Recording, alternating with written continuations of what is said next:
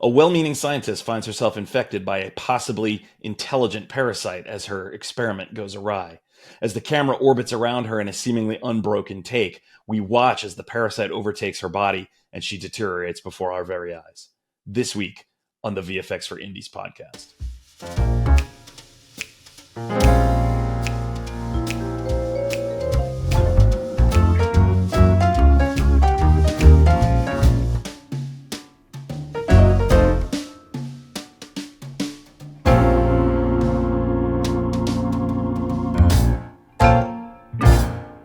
Today with me is the team behind an award-winning, crazy, gruesome sci-fi horror short that my team and I had the absolute pleasure of doing incredibly gnarly visual effects for, titled Nova. And the team here, we've got Kelly Kula, producer and actor, Miguel Amodio, editor, David McAbee, writer-director, and David Smith, cinematographer. Welcome to the podcast, guys. Thank you. It's good to be here. Yeah, great to be here. Let's start really quickly just with introductions and sort of career highlights, and we'll go ladies first. So Kelly, let's hear from you. Awesome. Yeah, my name is Kelly Kula. I am an actress by trade. And honestly, it sounds silly, but Nova was one of my career highlights just because of the team that you're about to meet and all the accolades that we received from the work that we did. I work for Plate Pros, where I am the CCO, or the Chief Content Officer. So I am basically a stock librarian for 360 footage. And with that, I get to actually interact with a lot of more filmmakers than I thought possible. So that's really, really exciting. And right now we're just working on independent feature films and short films because the writer's strike is definitely affecting us, but we're remaining creative in the meantime. Right on. Welcome to the podcast. Let's move to David Smith. Speaking of Plate Pros. Sure. So I work with Kelly, have for quite some time. So I'm David Smith. I'm a cinematographer by trade. Although I've been involved in, over my career, did a lot of editing, a lot of VFX, even did some gapping back in the day. So have had my my fingers in just kind of every piece of the filmmaking pie, I guess. And for Nova was the cinematographer, and we also had an opportunity to invent a couple of camera rigs that were pretty instrumental to the way that particular project came together. I'm also the founder of Plate Pros, so the company that Kelly was mentioning, and then also am a co-owner of another company that's tangential to that called the Car Stage. So kind of involved in the VFX and now more the in-camera VFX virtual production side of things. Generally, I'm a tinkerer and engineer, and I like to build cool things to make storytelling better. Awesome. Welcome. David McAbee. Hi, David McAbee, writer, director, producer on a good day. I think it's really funny how I know, I guess, the four of you, but the three of these lovely humans. I've been in the industry for close to 15 years, met David Smith in my first year of working production and figuring out where I kind of fit in the production world. But as far as Nova goes, Nova and For the Love of Jesse are definitely my two pinnacle moments as far as my career goes, and they both have to do with everybody here, which is really cool. But Nova, I mean, it's everything that I grew up watching. Rad horror stuff, and then I got to dip my toe into new technology with you guys. Fantastic. And then last but not least, Miguel, who was instrumental in introducing me to this crew. So Miguel, tell us about yourself. Yeah, hi, I am Miguel, as you stated. Been an editor for almost 20 years, which is crazy when I think about that now. Dabbled with camera a long time ago until I met people that were better at cameras than me, and realized that my place was behind a computer screen, making the hard choices and, pissing off directors left. I've been cutting narratives now for probably the last 10 years pretty consistently. Content, I should say, narrative style content. I got a few features in the works. Jesse and Nova, I have some edits in. They gave me that opportunity to edit Nova, but it really is. It's funny how you you really don't see my edits in Nova at all, which we're okay with. Like, we were very okay with that. So yeah, happy to be here and surrounded by some really wonderful people. Right on. It's been a while since I've seen all four of you. I think the last time we saw each other in person was actually at the premiere of For the Love of Jesse up in Wickenburg, Arizona, just an hour up the road from where I am right now. And before we get into Nova, because that's really the topic, because it's got a lot of juicy technology stuff that I want to dive into. Before we get into that, I do want to talk about For the Love of Jesse, because it is much more sort of the typical project that me and my crew work on. Indie drama, small character-based, story-based, no in-your-face visual effects, lots of subtle work, all there to support the story. So, McAbee, since you mentioned Jesse earlier, can you just give us a quick, sort of the back of the DVD cover, if they still have those, the back of the DVD cover synopsis of the movie? Back of the VHS. I'll give you the back. Now you beat me to it. Yes, the quick rundown on For the Love of Jesse is Dr. Luke Matthews loses his wife while she's giving birth to their child, and in that process, he goes through a big life-changing moment of becoming a dad, and losing his partner, and then he hires a nanny to help with the baby, and in turn falls in love and happily ever after. I lost my wife and became a father in the same hour.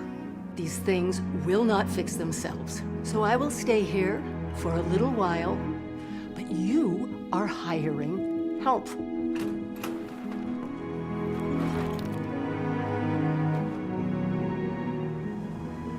I wanted someone to talk to.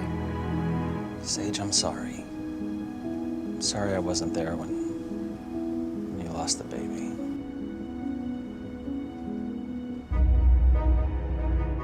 I hope you're not here to interview dressed like that. Interview? Well, I am looking to hire a nanny. Are you serious? Luke. Are you interested? Again, you hear that and you go, okay, where are the visual effects? We're not creating digital creatures. Nobody's, snapping half the universe into dust or anything like that. It's although the sequel is sounding like it could be really cool. For the revenge of Jesse, I think that's what's for the revenge of Jesse. There you go. Yeah, the revenge of Kelly with an eye. So, how did this is the kind of movie where visual effects probably weren't part of the plan when you were filming. It was you just went about it like a normal indie film shoot. At what point did it become obvious, or at what point was the decision made to say, okay, hey Miguel, we need to get some VFX in here? At which point Miguel then called me and said, hey, we need to get some VFX into this movie. How did that happen? Oh, well, if I remember correctly, Miguel probably was on our 10th cut of the film, getting down to the wire of delivering it, and we're noticing, again, not big things, but just small things that would add to the story and the beauty of what Wickenburg is, are the big starry skies, and maybe replacing a name or two on a business. And we obviously can't use Vaughn's grocery store, but we can use Wickenburg Outlet or Wickenburg Grocery. Right. And it was knowing that if we added a little effects, it would just make the screen pop a little more, and no one would notice except for us. It wasn't a Nova type thing where you guys are stitching all these things together. Let's put some starry skies and replace that sign, or the time lapse at the bar, putting some neon signs and make those pop a little more.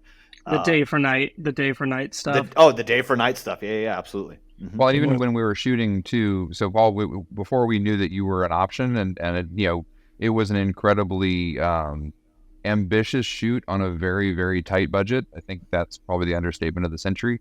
And so while we were shooting, so little things like the grocery store sign, that sort of stuff, I have a tiny, tiny bit of history in VFX. And so while we're shooting, I was like, well, let's probably something I could do on my own if I had to, like just little things, sign replacement, that sort of stuff. So we would shoot it with the idea in mind that if push came to shove, we could kind of take care of the little stuff in-house.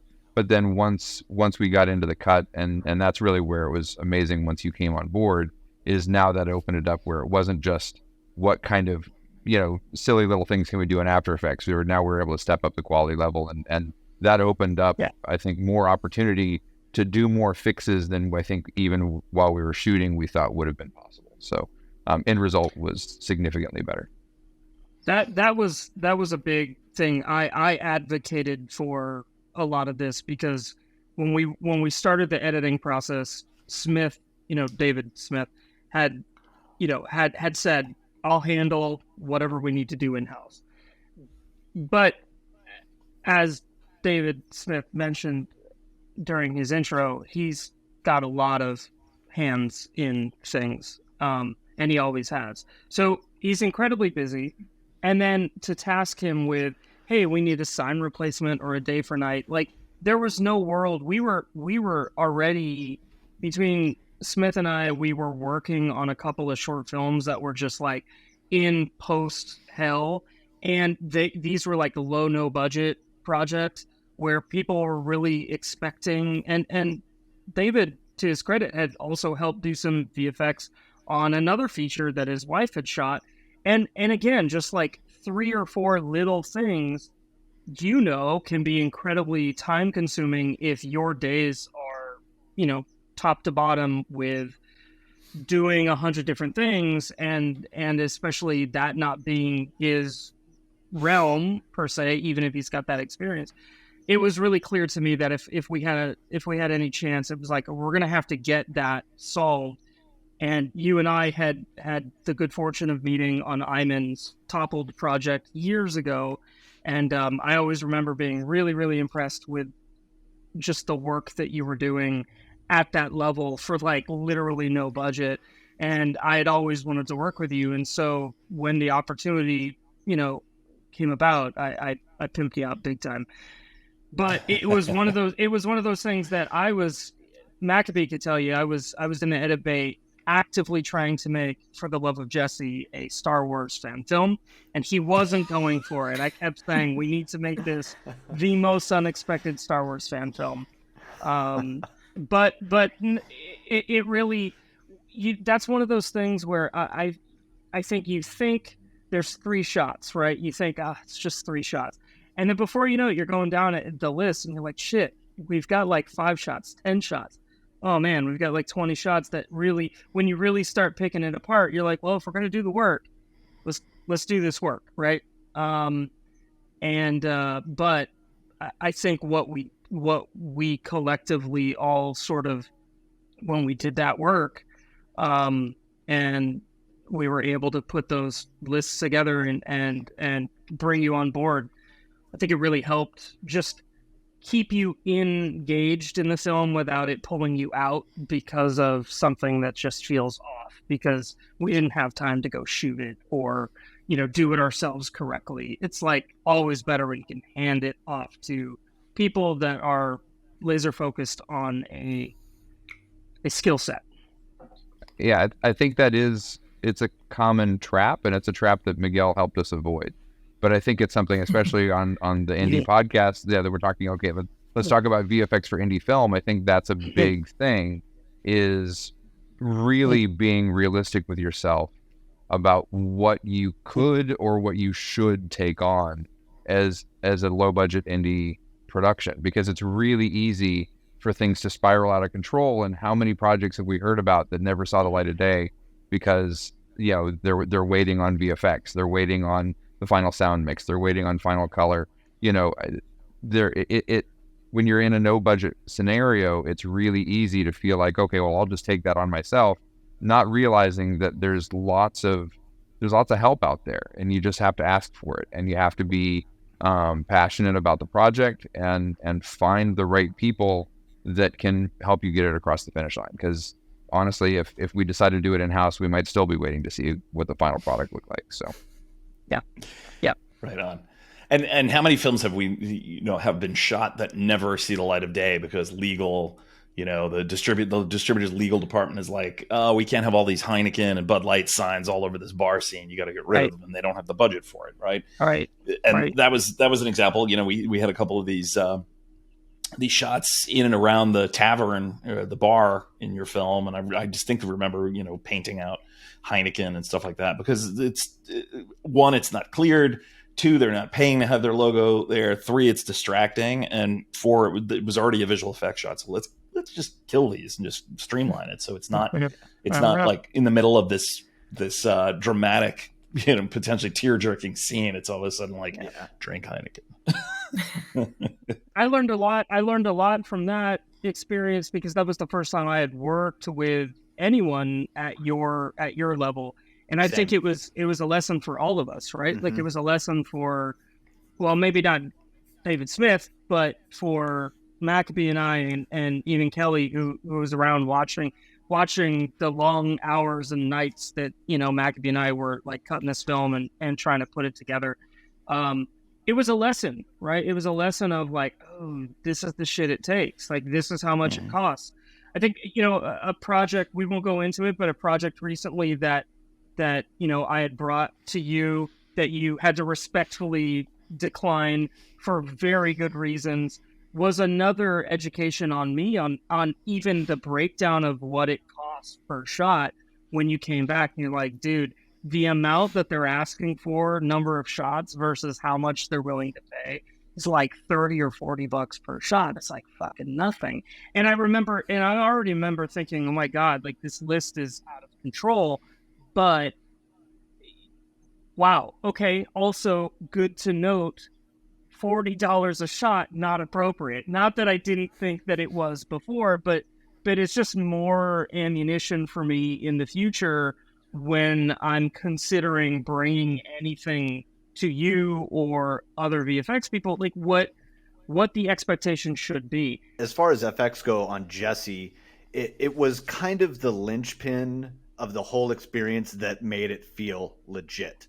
I had only directed one short before that, and a bunch of reality stuff, but never a feature. This was my first feature.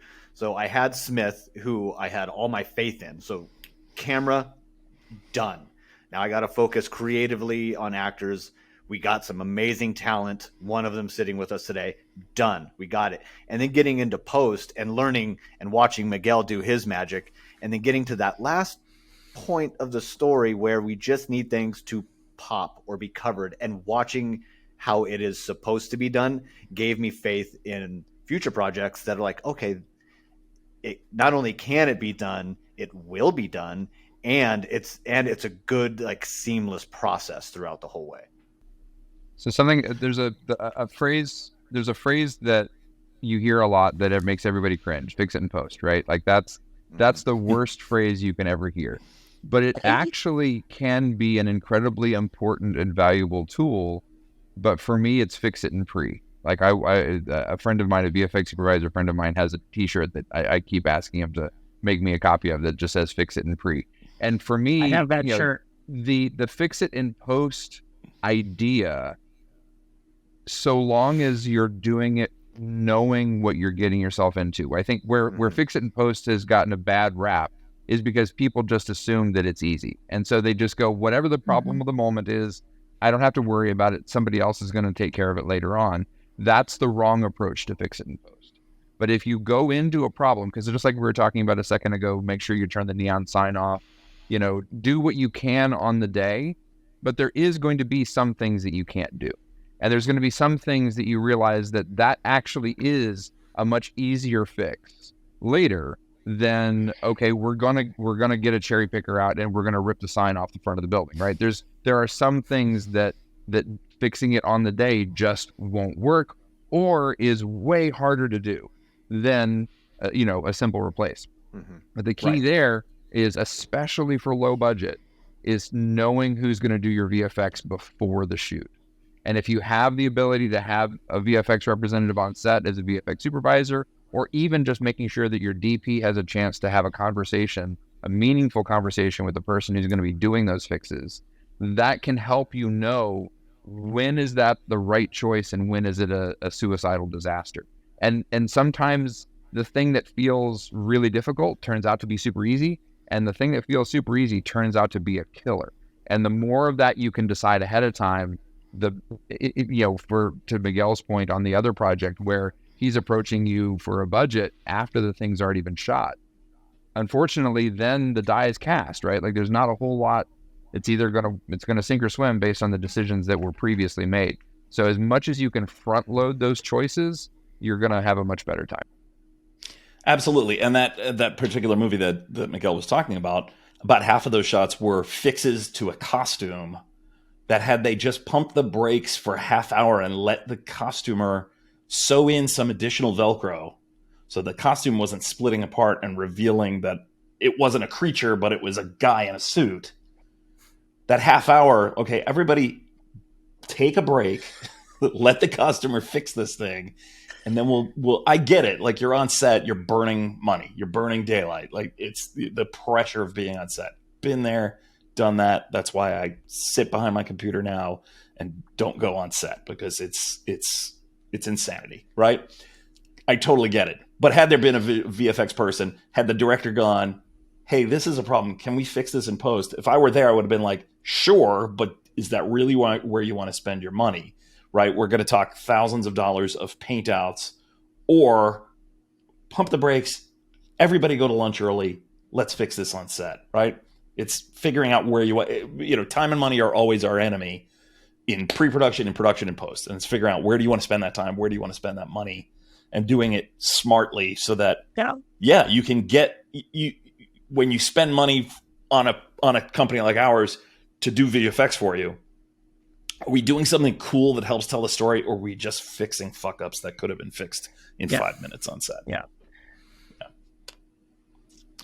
So, there was one thing I wanted to note where I learned, right? So, Miguel, you said it was a big learning experience for you. I try to learn something on every project and take something from every project forward into the future. So there was this one shot in Jesse where you guys had this long dolly steady cam move through the ER, and it's this big emotional scene, and all the monitors, all the vital sign monitors are blank. And, after the fact, you guys said, oh, it'd be great if we could populate these with something, right? So that it doesn't feel like we were just shooting in an empty ER. So we said, cool, we can do that. We'll add all that. Send me the footage. And I killed myself for days trying to track this footage, right? I couldn't get a solve. I tried it in every piece of software, and every piece of software was just either giving me weird results or failing the solve. And I was like, I don't understand. It is a fairly straightforward, just dolly push in. What is going on? And so I started to track individual points. I'm like, okay, if I can't get the automatic trackers to build a point cloud, I'm going to do it manually. I'm going to track all these points. And I started to look at it like microscopically. And all of a sudden I saw the shapes of things in the background were like warping. There was like a computer terminal sitting on a desk, and all of a sudden it went from being a box to sort of doing this warp. And I was like, hey, Miguel, is there a warp stabilizer on here? Our old friend Adobe Premiere, right? The warp stabilizer, which a lot of filmmakers love, right? Because again, time and money being your enemy, you shoot it as steadily as you possibly can. And, the little tiny bumps, you go, oh, warp stabilizer, take care of that. Drop it on there, click analyze, looks good, let's move on. And you forget it's there. And I was like, Miguel, I think something's going on here. I think Adobe screwed us. Can I see it without the warp stabilizer? And sure enough, the second he gave it to me, it tracked perfect.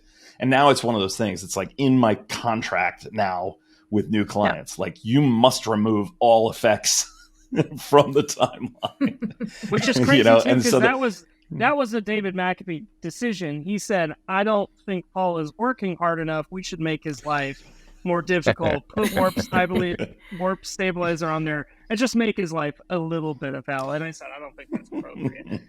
So here I am throwing him under a bus because it's his fault, really. I totally appreciate it. I love a good naughty challenge, when it's like, how do we figure this out? Of course, I like it to be, something a little more flashy than just simply, a simple monitor track. But again, if I learn something, I feel like the project was worth it, right? Well, and money aside, everything else aside, like if I learn something, if I get better at what I do, by helping you guys make your movie better, then it's win-win-win. Like everybody comes away with something that really helps them career-wise. So and that's why, like, I hope we when didn't you guys have brought any Nova, stabilizer. I was just gonna say, I hope we didn't have any stabilizer on Nova. No. So the fact that I love good, naughty problems to solve, it sort of tickles the part of my brain that once was a mechanical engineering student before I caught the film bug and switched. That when I heard the idea for Nova, I was like, yes, we're in 100%. Let's do this. So somebody give me the back of the DVD or the below the video on YouTube synopsis of Nova. Basically, it's just an idea of a scientist who creates something that she believes is going to help humanity, and when she discovers the opposite is true, it's that timeline of figuring out how you can undo your wrong before you die. So the urgency and the frustration and the passion and the fright. I mean, it was just a combination of all those things, but just trying to undo a wrong within 5 minutes when your whole life's work is behind it, and the drama ensues. I got the idea shortly after working on Jesse. I wanted to see the deterioration of somebody. And I was like, is it a zombie thing? Is it a vampire thing? But seeing something in like one real take of someone just melting, deteriorating from life all the way to death. And then that's kind of how Nova was born. And I pitched it to the team here. And again, I always say this, but I think I was born in the wrong decade, because I'm always thinking like 15 years too late. Like, we'll just get a dolly track and we'll put it around our actor and we'll cut behind the head and easy breezy, there's our horror movie. And then I pitched it to Smith, who liked the idea, or liked the story at least, or liked my beard that day. I don't know. But classic, classic Smith goes, yeah, it's cool, but we can do better. We can go bigger. And I'm just like, okay, what's bigger? What's better? More cameras, less cameras? And that's where it was for me, really fucking cool to watch each person here individually go like, okay, I got this. I'll take it. For Smith, I'm going to invent a robot camera to hang from the ceiling and track Kelly. And then Kelly going like, I got Nova. I got Dr. Nova Thorpe. Let me dig in deep. I want to rehearse, and which paid off. And then Miguel, although a lot of his editing standing around. That's all standing around. But the notes, judging. Always judging. But the notes that I mean, obviously the editing work that Miguel did was amazing. But also the notes that he was bringing to the table. What if this? What if we try this? Don't do that. Try this. Were invaluable. And yeah, knowing that, I mean, we had an internal discussion with Kelly and I mean everyone here that we knew before we shot anything that we had to bring you on, that we needed somebody, that this was going to be a combination. Once McAbee and Smith had figured out, okay, we're going to build a motion tracking arm that's just going to get the same movement every time, and we're going to go through stages of makeup, and we've got to seamlessly put it all together. We knew it was going to be it was going to require heavy amounts of visual effects from the get. And that felt good to know that the project was, whether it was going to be good or bad, was really like that we went into it knowing like we need a visual effects component that we're not going to have on set just to blend it all together. And I think from day one, we knew like this whole thing is going to live or die on how believable that is. And not, you can forgive a lot of things when things aren't perfect when there's low budget, but when something like keeps drawing you in and doesn't pull you out and makes you cringe and wince and all that this was going to be, when they made the creative decision to just do a oneer, to make it look like a oneer, we knew, okay, we need this visual effects component so we can see McAbee's idea of the melting. and we can hide any of those inconsistencies that the motion tracking, would pick up because of Kelly's continuity issues or whatever. So, yeah. And if I'm being honest, the special effects arm of this movie, the leg of this movie, it scared me more because I'm such a practical effects guy, and I'm so quick to notice like CGI blood or gore or whatever, and it pulls me out. It pulls me out of it, and it was that's no shade on Foxtrot or you, Paul. I was just like, oh god, it's got to feel real. It's got to feel grounded. This isn't a Star Wars movie. This isn't a sci-fi, like a space I sci-fi. tried. This is I fought hard. Yeah, you did. Again, you tried. But I want it to feel like a grounded horror story that is connected to Earth, and it's not big. And then when we started that, I knew like the tracking that we'd be able to get that didn't scare me because that was the concept from the get-go. But it was the addition of, when we got into the weeds of things, the veins growing up the arms and onto the neck, her face deteriorating. I was like, oh, I'm worried. I'm scared. And now on the other side of it, obviously going, oh, there's no Nova without that. There's countless film festivals that this thing got into where we talked specifically about those things, about the beautiful blend of special effects score and grounded real gore. So the thing that for me, the biggest special effect and visual effect of the whole project was honestly Kelly. And so the idea of doing a transformative narrative in one shot, in what appears to be one shot, the technical side of blending the takes together, that was something that I think we had a really solid plan from the beginning on what, we were really methodical about what the actions were going to be, what elements in each frame were going to be moving from one take to the other, where the transitions were going to happen. That I think we had a ton of forethought and planning and storyboarding and that we had really well in hand. But none of that would matter if Kelly wasn't able to, because it feels like one take, but you have to remember it's not. And she's going back into makeup before every transformation. So she's got to hold that through line so that it feels seamless. The technical seamlessness to me was the easy part.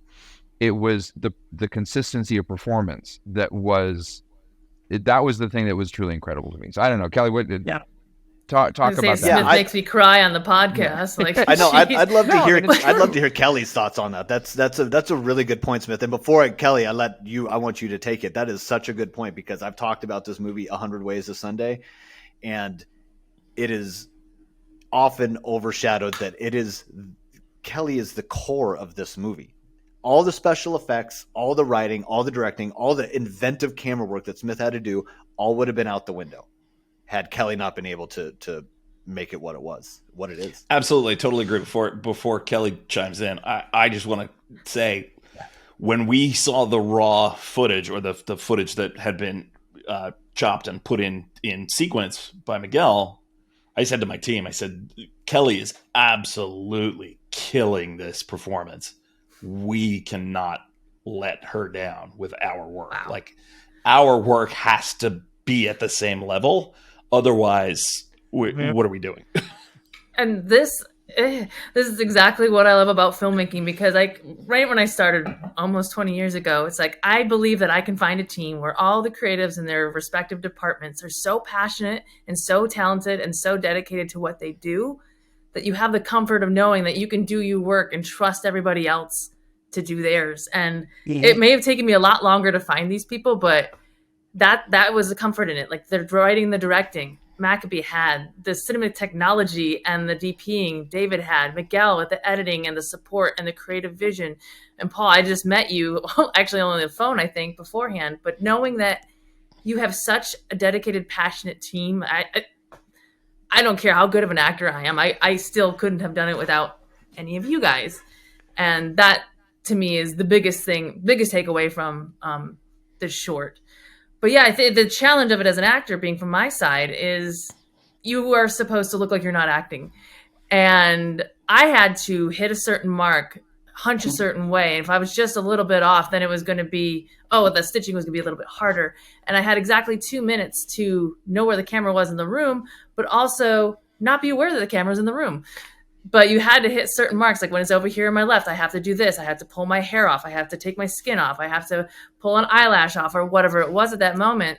So it was a really big challenge to be technically aware of what was going on in the room, but still trusting that the work that I did personally with the character would still be able to outshine that, and that you wouldn't see me thinking and seeing the camera, that you could just see me creating the pain in the world that I was in. Right. Plus you're having to carry all of the narrative weight by delivering that monologue. And it was right. fun, So it's the monologue, it's the emotional content, it's remembering all your marks. And then it's maintaining a tour a de through force, line. really. Maintaining a through line. Like that was the part that blew my mind, is that because we had 5 stages, and each of those stages you needed to feel her transformation and her internal journey. And so being able to stay consistent across that. And it's, for me, the fact that, between those transitions, there's a couple of hours of makeup. So it's getting back to the place you were a couple of hours ago and literally picking up exactly where you left off, and then advancing forward, and then doing that again, and then doing that again, and then doing that again. So it's funny, we're talking about Kelly, the things that you... sorry. No, go, I was going to take us in a different direction. You go ahead. I'll get the next. No, I just want to ask. I've worked with Kelly for years and years now, and Nova is still one of, I think, the best things we've worked together on. But I've never talked to you about Nova, as in what was our rehearsal process like for you? What were those on day? Because Smith and I were in a separate room from you. You had that room day of when we were shooting all to yourself to be in that character. But I'm on the other side of the wall. Gag harder, cough up a tooth, pull your hair out. How is that for you as an actor for this role? I personally enjoy it, and I think it is obviously actor dependent, but I like to be challenged with it. You should be directable. Those little things shouldn't throw you off, even though they are special effects heavy, like having a tooth in there, but just finding a way in the moment to create how I can transition quickly to that without it being inauthentic. So it's a lesson in authenticity, to make sure that, did I do my work? Did I actually commit to it? And if you threw something my way, like eat a pizza, I'll be like, yeah, there's just things that you should be able to be spontaneous about and able to weave them into the story you've created if you've made your story really clear.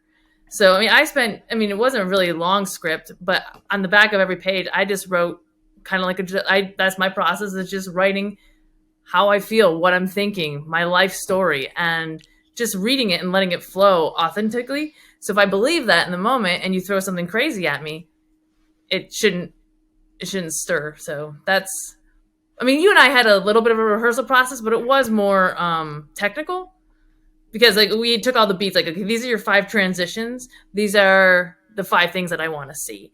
So that helped me create, okay, what in my mind is going to support that as an actor when I have this big technical thing that I have to do. Again, it's that whole support. Like everybody in their own department is so excited about their vision that it geeks me out. And luckily it doesn't throw you off in the moment, because you're just so excited to be doing what you love with the people who love doing what they love. And it sounds so kitschy, but it's true.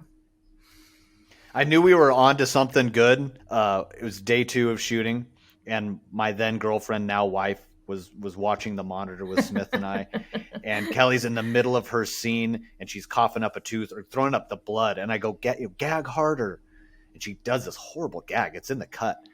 And my wife, who's standing behind me, or my girlfriend at the time, was standing behind me, and she gags for real. And I was like, baby, you can't do that. So we were on to something so good that I knew we were on to it, because the audience that I live with and love was gagging for real. So I knew we were on the right track. There was something we talked before. I'm sorry, Miguel, you go first. You've been trying. I'm sorry. No, go ahead. We were talking about something that we learned in talking about with Jesse, and the thing that I learned on this one was actually based on the gag. And I mean the actual gagging, not the overall gag of the film, but that so we've all seen the put the pea soup in your mouth and the beginning of the take, you throw up and then you go on with your take. The fact that we threw up twice in where you don't know that there was a cut, for me, watching it as an audience member, that drew me in more than I ever expected, because it felt like I know you're so used to that just little gag that the throw up happens at the beginning of the take because they had it in their mouth. The fact that in the middle of the scene there's a second throw up, that felt so real, because where'd it come from, right? That pulled me into her world, and I never in a million years would have thought that puke would be the thing that would give me empathy, and yet that's exactly what my experience was as an audience member when I finally saw the cut all put together. So anyway, so you use 2 pukes. I think that's the big takeaway from this whole thing. I remember because, you know, this was such a big challenge for Kelly. Not challenges from an acting. It was a challenge from an acting perspective, but because of all the technical stuff, she had McAbee and Smith at her disposal, but she didn't want anybody else around. So I was really kind of already trying to think, okay, how are we putting this together? And I was trying to think about the stuff we were going to be giving you. And I remember a point of debate that I kept trying to bring up, but it wasn't always appropriate because they were just so in it and they had to get it done. And our first day sort of got boned because of the arm that was built wasn't working right. So we had to have an extra day. But I remember thinking, like, so what are we doing at the end when Nova's alien clone or whatever she is killing the doctor? How does that act? What does that look like? And I remember there was debate about, like, oh, maybe it's a tail, maybe it's spikes or whatever. And we couldn't really lock it down. And then, of course, you get into post and you're like, fuck. So how does she fucking kill herself? Because a big dick tail is just not going to look cool, and the boys have already done it, right? But also, I remember thinking that was a fun creative challenge. That when we actually put it, I don't remember what we were in a cut, and I was just like, what if it was just like a sort of a force push or a something, and that Hadouken. Shockwave effect, yeah, that Hadouken. That shockwave effect that you added, I think, with the sound effect and the sound design and all that, it's just sort of, you didn't need to know what it was other than, yeah, it worked. Like, it totally worked. And just sort of the ripple effect that sort of pushes through the camera, I thought was really awesome. But I fucking knew we had gold, man, as soon as we saw, I think as soon as Kelly hits the ground and she turns on the face mask and you see the HUD. And I remember seeing that HUD and thinking, Jesus, like we've already surpassed Jesse just in terms of the believability of that HUD display on that $3 face mask from Home Depot. Like, it was incredible how authentic that looked, and yet it didn't pull us out of the design choice that you made and your team made, and the way you put it together. It didn't pull away from Kelly. It felt very, very natural. But then the thing that was killer was just how it lives there. Like, it continues to live there, and then on those tracking shots, we can see her. And I know that was a point of challenge, which I'd love for you to talk about. But just really cool. Like, when you're there, you're not noticing those little things that you probably notice. But yeah, it's very cool. Yeah, I mean, for us, the watchword was always authenticity, because we had obviously everything had to hang on Kelly's performance, but then we also had the practical effects that you guys were doing from take to take to continue to add more and more gore to her as she deteriorated. So with that informed, because we were doing the black veins and stuff, and so we were sort of connecting the dots, right? So there would be something on her arm, and then that would be where the black veins would originate at the beginning of the take. And then as we orbited around, we'd have to, as we came back around to that side, those veins would have had to grow and also now connect to like the next lesion that was added to her skin practically. And so we were always being guided by Kelly was reacting, scratching, itching, pulling, spitting out teeth, whatever. That was always, we were always the digital arrow, like pointing towards, okay, this is where the next gross thing is going to happen on her. Wow. And we had to get it all to stick seamlessly, so that was a big challenge. We used every trick in the book to track her skin. I think at one point I did a full face track and created a digital mesh of Kelly's face that had her texture projected onto it and sent. I think I sent you guys the screenshot of it. Yeah. And Kelly was like, "Oh my God, what is that?" It was just her disembodied face floating in the digital void. Too bad I was already taken. I'm in a great dating profile pic. So we had all of those challenges. The stitches were a challenge, right? You guys did really great work trying to match Kelly's position and body language, but even then, there was always going to be little things that wouldn't match up, and so we did a bunch of different morphing tools and tried to make, anytime you saw a shift in sort of her back as the camera went across, make it look like a breath or connect it to her, she gasped or something, and we'd have so it looked like her shoulders moved in pain, and it wasn't just some weird artifact of the stitching. Yeah.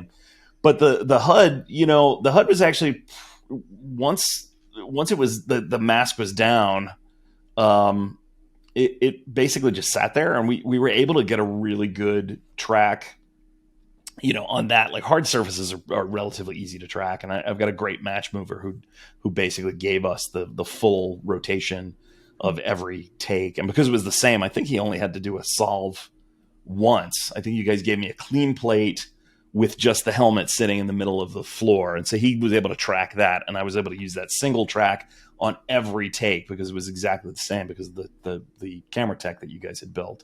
So that part was easy. The hardest part was when Evil Nova picks up the mask and we're looking through it, and this thing is bouncing all around, and it's transparent. It's got no tracking dots on it. So that one was a little bit of a challenge, but otherwise, yeah, we like hard surfaces, especially things that just sit and the camera moves and the thing doesn't move. Those are perfect. Miguel mentioned it a second ago, but that the first day was kind of a wash. And that comes back to, what we were talking about before about knowing when you can fix something. And the fix that we came up with, so the motion control rig didn't work. So we literally burned the entire first shoot day trying to figure out why the thing that worked in rehearsal didn't work on the day. And it turned out that there was a glitch in the software, the motion control keyframing software. So the original plan was for us to have all of the camera movement, not just the spiral, the dolly, but also panning and tilting and zooming was all happening under motion control. So that was the original plan, and we had built the rig to allow for that. But the software that drove that had a glitch. All of our rehearsals was only 2 minutes. We never went over 2 minutes. And it turns out that there was a glitch that the software would crash at 2 minutes. And we didn't know this until we were actually trying to do the longer takes. And so what that meant was all of our keyframed camera movements were out the window. And that was the decision then was, okay, let's just ditch all of that and get rid of the software and just do a very simple, we're only going to keyframe using the motion control head has the ability to set keyframes internally as well as to take external computer keyframes. But you're only limited to, I think, 9 keyframes internal, whereas we had 100 keyframes that we were trying to achieve. So we threw all that out, and at the end of that first day, where everybody's looking at me going, this whole thing is, this, if this doesn't work, we don't have a film.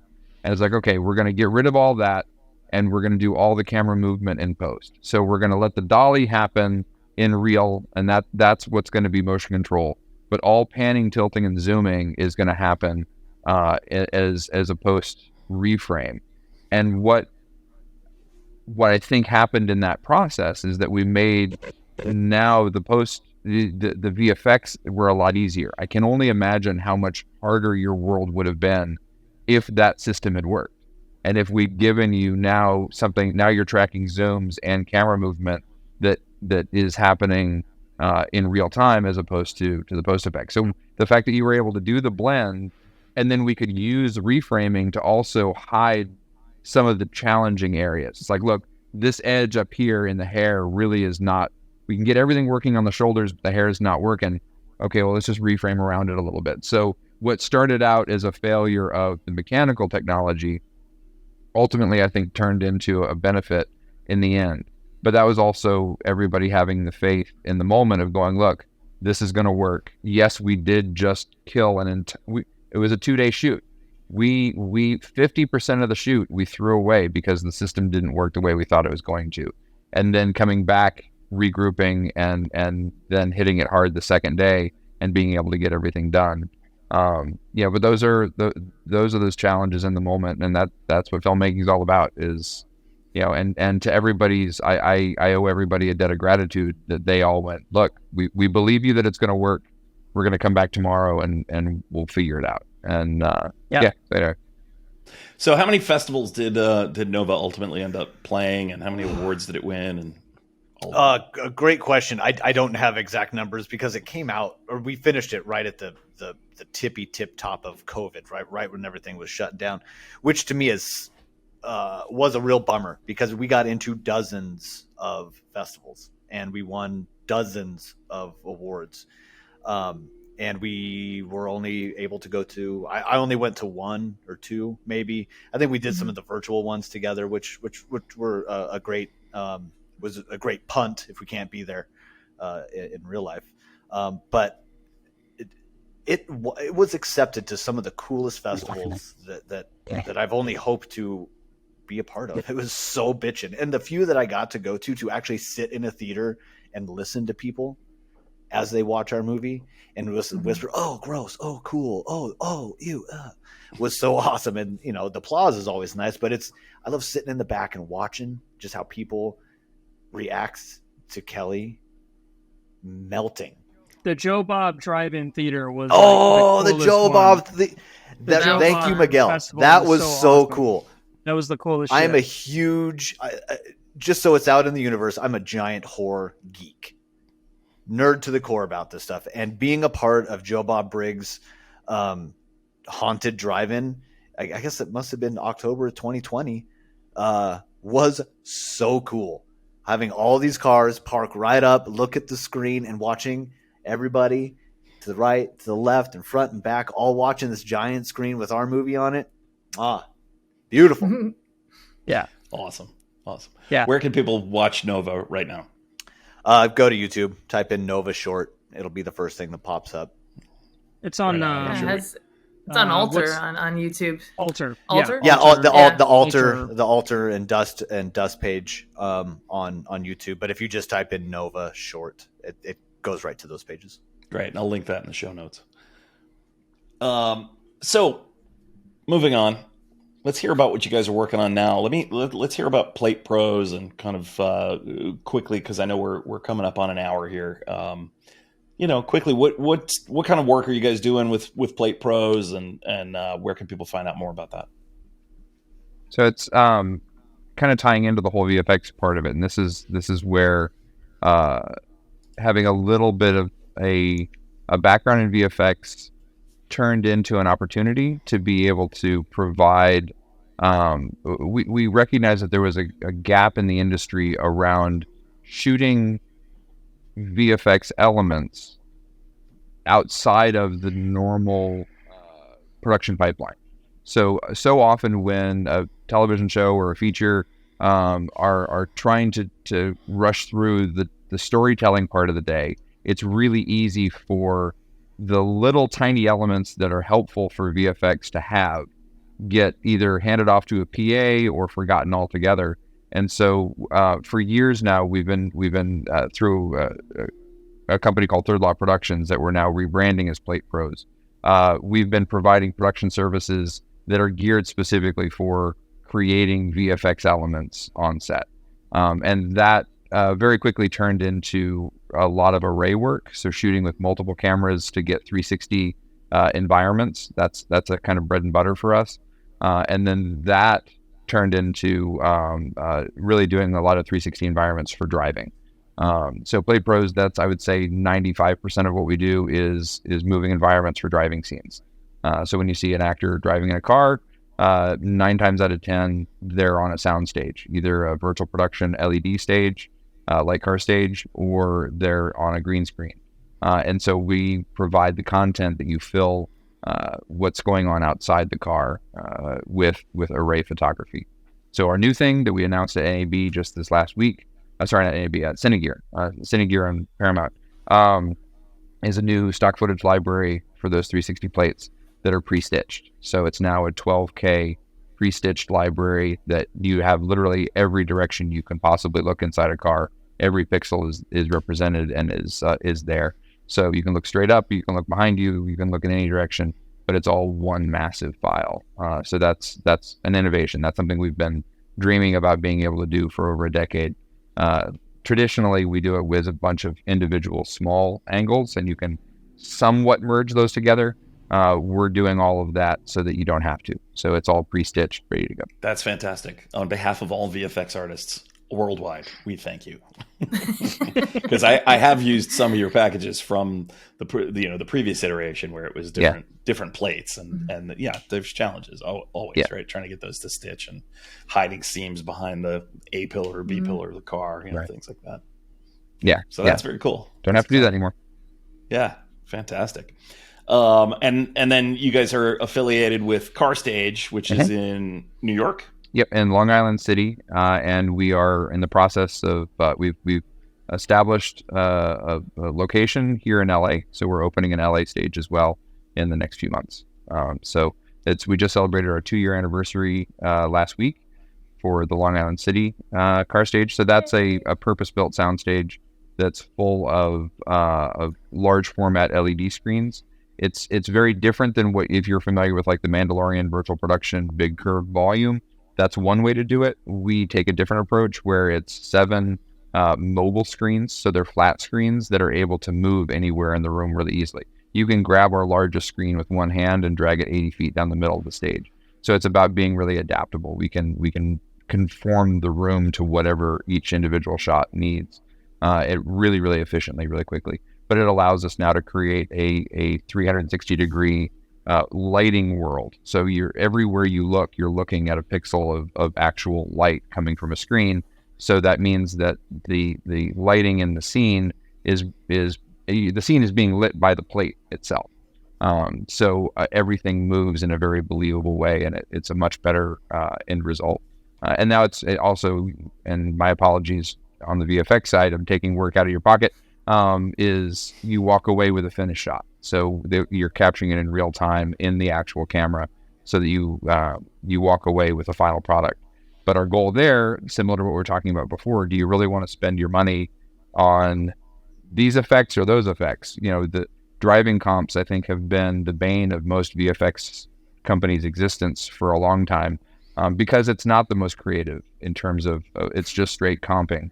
So our goal is how can we take those shots, get them done in the can, so that you can spend your time doing more important stuff. So again, let the VFX be the cool, fun stuff, and take the drudgery out of it. Absolutely. And the VFX world is definitely still benefiting from all the innovations that are happening in what they call IC VFX, in-camera VFX, or virtual production. We're folding Unreal Engine into our workflow, whether it's post or it's in camera. There's LED stages here in Phoenix that we have relationships with, and I'm always looking for opportunities to bring work to you guys at Car Stage. Sure. As clients need it. Again, it's the right tool for the job. Just because, sure, you guys could, a client could pay us to do this, to do driving comps, but if we can get the same result or better for the same amount of money, and the director can see it in real time by going to a place like Car Stage, it just makes sense. What's one piece of advice you would give to filmmakers who are new to using visual effects in their storytelling? What's one advice you would give them as far as helping them through the process, helping them, get over whatever intimidation factor there is, or fear of the process and the expense? Mm-hmm. I'll start it out. Swallow your pride and trust the process. again, still as a guy who knows next to zero about all to me, it's, you guys might as well be doing voodoo. It's all voodoo. You guys put a little thing in a cauldron and cool stuff comes out. But trust the process and swallow your pride. From the actor's standpoint, I say that there's no question that's too stupid. Again, I think pride goes along with that one, but always ask questions if there is something there. Because I feel that the questions I have asked have made me a better filmmaker overall, because now I'm able to make the filmmaking process easier for my team. Yeah, I'll follow that up with exactly what Kelly said. Ask questions. Don't be afraid to ask questions.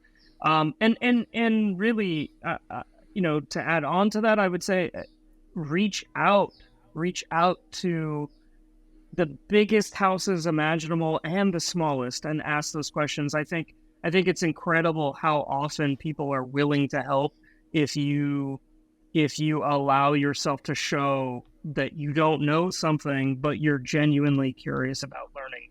People want to see you succeed. And I think most of us remember when we started versus where we've ended up. So ask a lot of questions, as Kelly said. I would say, and this might be a little controversial depending on what software you have access to, but move the camera. So many times people think that the trick to a believable visual effects shot where you're trying to add something into the shot is to have a lock off. It turns out that a lock off is actually a little bit harder. If you move the camera, there's such good tracking available right now, and this is where make sure you've had the conversations that everybody's talking about. Make sure you have the guy on the phone or girl who's going to do the compositing work. Don't take my word for it, take their word for it. But my hope is, and my experience has been, you can hide a lot with camera movement. And that also can really lock an effect into a scene. If it's well tracked, it now suddenly feels much more believable.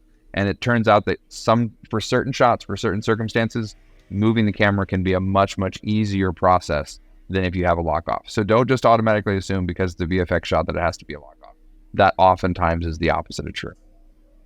Agreed. And I always tell clients when they ask, is this going to be easier if we just lock it off? I always say, don't shoot it differently than you would, right? It's our job to make it fit your photographic style. I don't want it to be, a bunch of handheld shots and then we cut to a lock off because this is the VFX shot. Like, that's not how we do things anymore. So it's good advice. Everybody's advice is fantastic. That's great. I hope that the independent filmmakers that are watching this episode feel empowered and realize that it's a team sport, it's a team effort, and asking questions and planning and fixing it in pre are the key things, but also learn what's out there, learn what tools are available to you in terms of VFX, and let it expand your story, right? Because the story of Nova is a really great example of a film that doesn't happen without technical innovations, without special effects makeup, without digital visual effects added in post. And it's not effects for the sake of effects. It's effects to help sell the authenticity of what the character is going through and the story that you guys wanted to tell. And now with the new AI tools that are coming, this world is changing so fast right now. Every 3 days, there's a new white paper that completely changes everything about how all this works. So yeah, try and stay up with it, or find somebody who does stay up with it, because what was impossible a week ago is easy today. It's moving that fast. So what's next for each of you? Any upcoming projects you want to plug, or cool stuff that you're working on? Kelly, Miguel, and I have a new short coming out shortly. It's called Blue. It's another horror short because that's what I do. So keep your eyes open for Blue.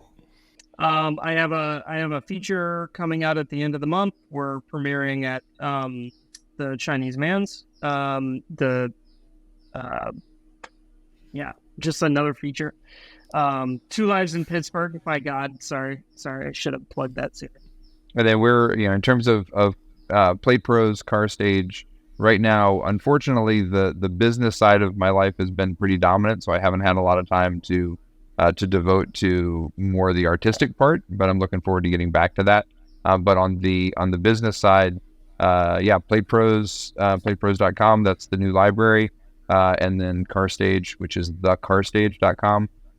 those are my two big passion projects right now. They just happen to be passion projects on the entrepreneurial and technology side, less so on the filmmaker side, but we're getting back to that too.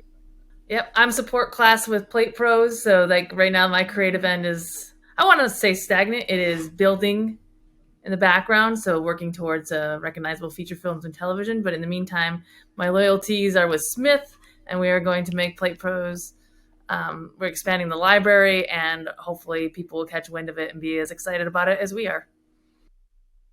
Thanks so much for joining us on today's episode of the VFX for Indies podcast. You can find transcripts, images, and other cool stuff at our website, vfxforindies.com. If you enjoyed the show, please subscribe, follow, like, rate, review, comment on either YouTube or your favorite podcast app.